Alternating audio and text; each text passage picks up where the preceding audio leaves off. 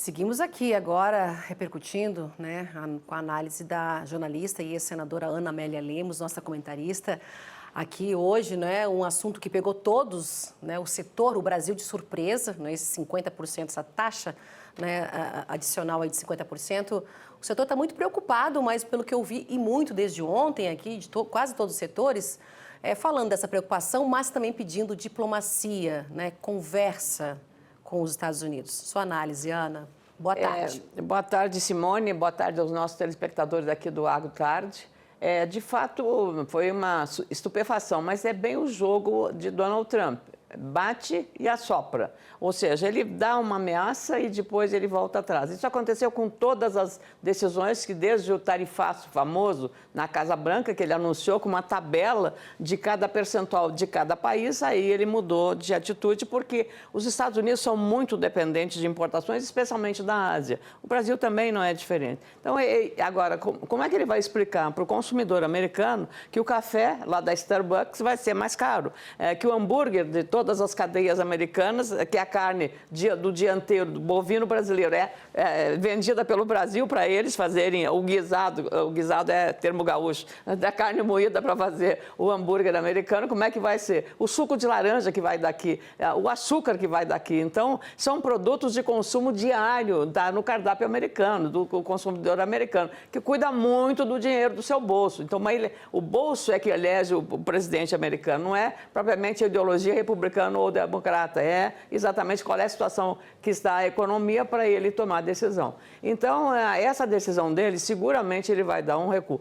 Se o Brasil tomar a iniciativa de retaliação ou de reciprocidade, passar também, tudo que nós importarmos vai ser 50%, o risco, porque o Donald Trump é imprevisível, é ele dobrar a aposta. E aí vai ser a pior emenda que o soneto. Esgotar todas as possibilidades de negociação nesse momento, reduzindo ao campo econômico e comercial, será muito melhor. Ainda bem que o presidente da República delegou ao ministro vice-presidente da República, Geraldo Alckmin, que comanda o Ministério do Desenvolvimento, Indústria e Comércio, para exatamente cuidar dessas questões, junto com o Itamaraty, com a área que está fazendo esses entendimentos. O que também chama atenção foi a prudência, e aí elogiável, das manifestações, as primeiras, da Frente Parlamentar da Agricultura, a FPA, elogia-se, da nota da CNA, hoje divulgada, também numa linha, eu diria, absolutamente diplomática, dentro do padrão que se aceita e que deve ser seguido. E da própria CNI, na manifestação do presidente da CNI. A Fiesp foi um pouco mais, digamos, à frente desse tom, mas, de qualquer maneira, as manifestações, todas elas dentro e calibradas para esse entendimento da área comercial. O problema, Simone, é que se essa taxa, se a taxa de 50% for mantida, existe um setor que é hoje grande exportador para os Estados Unidos que será prejudicado, que é um setor que foi afetado nos últimos anos pela enxurrada de calçados esportivos que vem da Ásia. E com o tarifaço do Trump, aonde está a Ásia desovando, no mercado brasileiro, com mais de 200 milhões de consumidores. Então, o que nós tínhamos, o que a indústria que gera muita mão de obra, localizada especialmente no Nordeste do Brasil, estava fazendo era a substituição, quer dizer, veio mais calçado da Ásia, mas nós, em compensação, a indústria, para sobreviver, está exportando mais para os Estados Unidos. Então, foi uma boa operação. Mas, agora, com essa, é uma ameaça e a Bicalçados, que representa o setor, está muito preocupada exatamente com as consequências que essa tarifa vier a representar se for, de fato, implementada, de 50% sobre o calçado esportivo brasileiro. Então, aí, essa é uma questão que não foi ainda aberta nesse jogo de negociações, porque será daí um risco interno para a questão do emprego e da renda e também da preservação de um setor muito dinâmico que é a produção de calçado. Agora, os Estados Unidos não tem para onde sair. Quem é que vai? Onde é que tem café para eles comprarem? E são grandes consumidores, talvez os maiores consumidores do mundo de café. E assim por diante, o próprio açúcar, o próprio suco de laranja e celulose e papel, então a carne bovina, como eu expliquei, de dianteiro que ele é comprado do Brasil. Então, de fato, assim, porque a carne de primeira ou de traseiro deles, eles exportam também, né, a carne americana. Mas exatamente são os dilemas que vão ter agora, a partir de agora. Politicamente, a carta do Trump foi, claro, ao estilo dele, uma carta com um teor absolutamente político e ideológico. Ele é ligado à família Bolsonaro, ao ex-presidente Bolsonaro, e ele decidiu entrar aqui no Brasil atacando o Poder Judiciário, que é que está julgando o ex-presidente, e manifestando que com ele não seria assim, que ele não teria. Então, meio justificando. Do ponto de vista político, é de se perguntar, isso ajuda ou prejudica Bolsonaro? Aí tem a consequência política. Então, é bom também fazer essa análise para saber se a vantagem será do bolsonarismo e do próprio Bolsonaro nas eleições do ano que vem. Porque os problemas vão se agravar em relação a isso. E a questão é defender o Brasil ou defender uma ideologia? Aí vem uma outra questão. O espírito nacionalista, o verde e amarelo, o Brasil, o que está acima de tudo, de todos nós? Então, essa é um dilema que o bolsonarismo tem que pensar duas vezes. Como a sociedade vai perceber essa decisão tomada pelo Trump, que foi em nome de quem? Em nome da defesa do interesse do Bolsonaro e a pedido do Bolsonaro. Então, essa pode ser a leitura interpretativa. E aí não será certamente uma atitude de apoio ou de aceitação tácita dessa decisão tomada em nome de uma causa política. Não foi uma causa econômica, não foi uma causa social, foi uma causa político-ideológica. Então, aí as consequências virão depois, como diz o Barão de Tararé. As consequências vêm depois, não é, Simone? Pois é, nessa carta que o Trump enviou ao governo brasileiro, né, nos 3 primeiros parágrafos... Que ele publicou nas redes sociais dele. Né? Justamente, os dois presidentes publicando as suas respostas aí nas suas redes sociais. Esses primeiros parágrafos citando a família Bolsonaro, ao Bolsonaro, criticando ao Supremo Tribunal, o STF, né? Você acredita também que pode ter uma pincelada aí em relação ao BRICS? Porque antes, muito bem, na cúpula, né, o Trump já tinha falado que ia taxar os países membros, né, Ana? Será que não foi...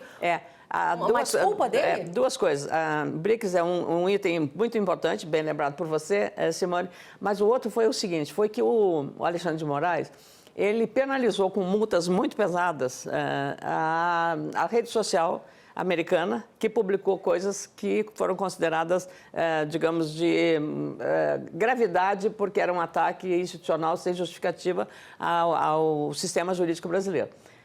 Essa multa desagradou, claro, porque o Trump é um empresário. O Trump ele pensa muito no dólar, no dinheiro, né? Então, isso certamente, isso foi um dos impactos, tanto que isso é citado como ferir a liberdade de imprensa. Não tem nada a ver com uma coisa com a outra. Uma coisa é o cara dizer uma coisa, difamar alguém ou atacar alguém na rede social sem consequência. A outra questão é o BRICS. Aí sim, aí pesa, Simone, é um dado muito importante, e o Trump se encarregou de dar relevância. A reunião dos BRICS, que teve no Rio de Janeiro agora, recentemente, estava meio, sabe, sem repercussão, porque não veio o Putin, não podia nem vir, porque se ele viesse, podia ser preso. Não veio o Xi Jinping, que é o grande líder da China. Então estava o presidente, o líder da Índia, estava a África do Sul e tal, mas de estrelas de mesmo países muito importantes, como é o caso da Índia, mas não tinha a mesma grandeza de Putin ou de Xi Jinping. Mas o que o Trump põe na cabeça é o seguinte, que o BRICS tem por objetivo derrubar o dólar do comércio internacional, do comércio global. E isso desvalorizar. Então, ele considera isso, ele botou isso na cabeça, entende? Que é uma substituição. Todas as vezes que a própria União Europeia criou o euro é uma moeda comum do bloco. Entende? Então, os blocos tentam criar as suas referências. Né? Hoje, claro, mas qual é o limite do euro? O euro é para a Europa. Então, ela ficou limitada. Não é a moeda circulante, o euro. Cada vez uma empresa europeia que relaciona com o Brasil vai negociar na moeda dele. Então, mas isso ele realmente botou na cabeça. Porque tem a China, não é? Exato. Esse é o problema. No bloco europeu, não. Mas agora a China incomoda.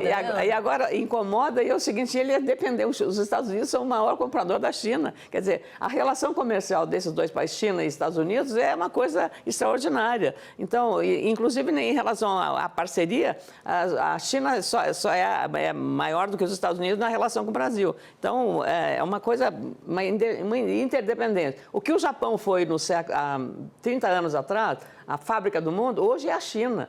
tudo vem de lá, todo que é produto, quinquilharia, tudo, as blusinhas, tudo é de lá. Então, por isso também é o efeito que eu lhe falei, o efeito colateral da questão do calçado, né? Você estava vendendo, agora com essa tarifa vai parar de vender ou reduzir a venda para os Estados Unidos, vai ficar muito caro o produto brasileiro. Então, essa questão do dólar, da valorização e do BRICS é o que azeda... Talvez essa pedra no sapato. É a pedra aí, no né? sapato do Trump. Então, ele ficou... Mas ele acabou dando relevância para a reunião que estava meio fracote. Vamos dar sequência aqui, vamos ouvir agora a Associação Brasileira das Indústrias Exportadoras de Carnes, né, a ABEC, ela afirmou então que qualquer aumento, Ana, de tarifa sobre produtos brasileiros representa então um entrave no ao comércio internacional e afeta negativamente o setor produtivo da carne bovina, viu? Em nota, então, a ABEC reforçou a importância de que questões geopolíticas não se transformem em barreiras ao abastecimento global e à garantia da segurança alimentar, especialmente em um cenário que exige cooperação e estabilidade entre os países. A associação segue atenta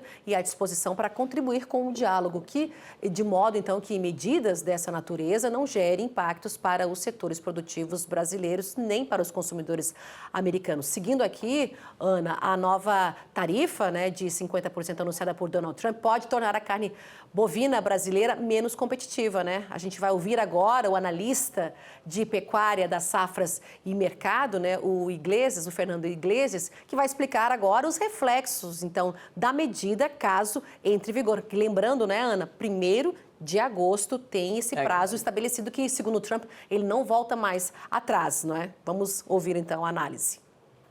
O Brasil ele fica bem menos competitivo com essa tarifa de exportação de todos os produtos do Brasil em relação à carne bovina. Para se ter ideia, nós temos aí $5.600 por tonelada de preço médio do que o Brasil vendeu para Estados Unidos esse ano. Com esse adicional de tarifa, nós chegaríamos a uma tonelada da carne bovina brasileira de mais de $8.400.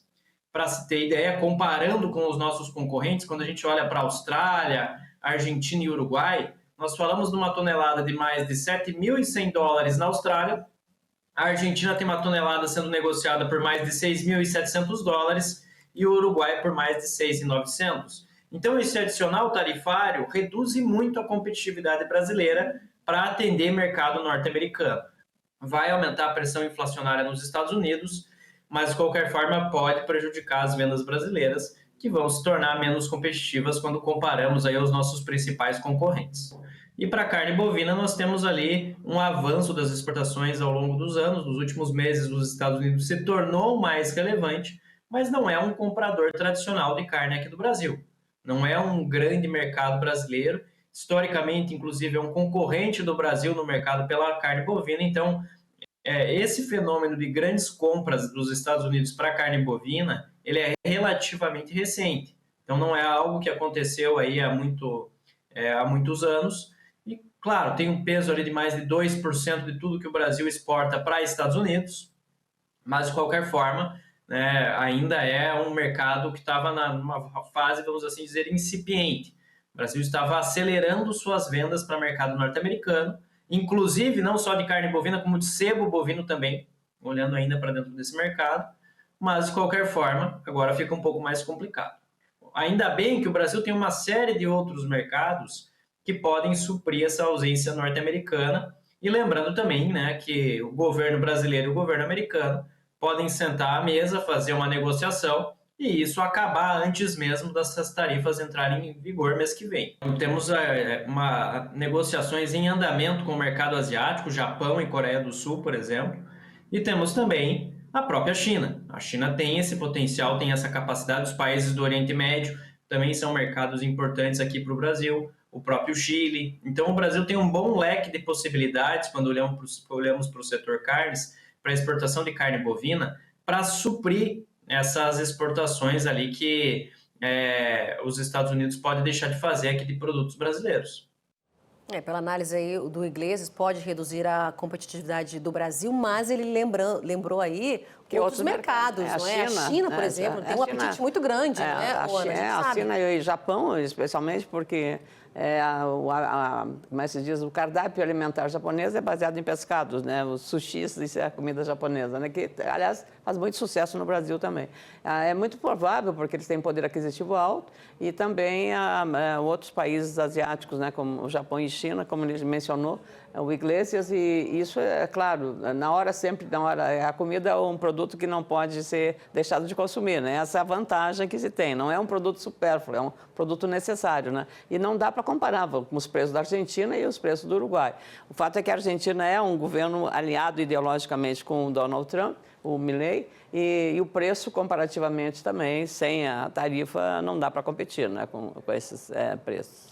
Verdade. Vamos falar do café. Você já citou aí que o americano gosta muito de café e compra muito. Aliás, o nome é café. Tem um café americano que é uma aguinha. É um chá-café. Eu chamo chá-fé, né? Porque e compra muito, né, do nosso café brasileiro aqui. A cadeia do café, Ana, inclusive os consumidores americanos, não é?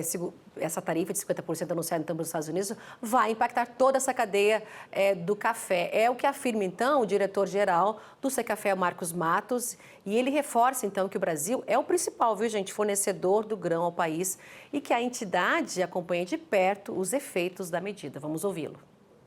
É uma notícia muito dura para o país e nós temos que trabalhar numa agenda de negociação. Bom, é importante contextualizar que isso impacta todo o nosso país, todos os produtos que são exportados para os Estados Unidos e gera muitos custos para os consumidores norte-americanos, prejuízos para as nossas empresas e mais custos e mais inflação para os consumidores norte-americanos. É importante contextualizar que, no caso do agronegócio, em ordem decrescente, nós temos o complexo florestal, as carnes, o café, laranja, açúcar, etanol e produtos de origem vegetal. Portanto, o café é muito impactado. Nós exportamos mais de 8 milhões de sacas de café para os Estados Unidos no ano passado. Os Estados Unidos é o maior importador de cafés do Brasil, é o maior consumidor da bebida, mais de 24 milhões de sacas. E o Brasil tem ampla participação, líder absoluto, mais de 30% do market share do país.